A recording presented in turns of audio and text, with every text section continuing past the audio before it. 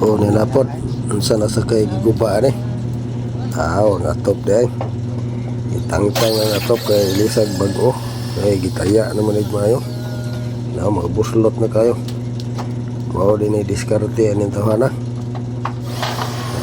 Panangtang aning mga atop kay anong pangilisan ito. Medyo napagaw ako tingog kay murag nataliksikan ko atong unang adlaw. Pag pangnangtang na mga aling atop pag-ilis. Mari. Kuha na noon akong tingog napagaw. Medyo taas-taas ba kaya nga video. Inaot ko nga ninyo ng tuwason good pagtanaw nga doon okay. Taas mo na yung akong video nya samtang nakuha ko nagsige kong tangtang aning mga daan nga sin kay aron mailisan og bago ay pati nang guba nito nakaining ilaw Pali atiman kay wa pa may mga trabahante sa una. Karon kay buot mo ko dire. Ako ko yung nagkapanangtang. Ipa tangtang sa tagya. Kay pailisan og bago kay pati namang mga tuwa.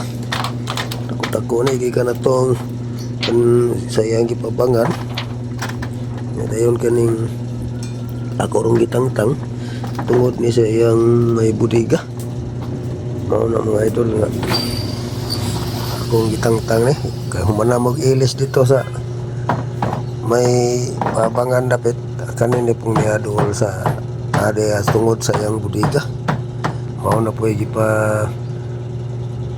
ayo kay humod tong iyang mga butang-butang dito sa ilawom. Tiyo asa kay wa yun ma pati man gilis dugay ng panahon nga ako gilisan parang tangon kulitanan kay aron pag-uhon kini yang atop kini yang plasing ang tangon ko ni ano ako idea mga idol kay para mabago kani siyang yung plasing murag guba na po dunot na ako na niya siya ilisag bago kaya diaron dili na mo to kaperte ng kuba. Thank you kayo mga idol sa inyong pag-view. Hinaot ko nga inyo kining home na akong video. Thank you, good morning sa inyong tanan. Happy Friday and God bless all.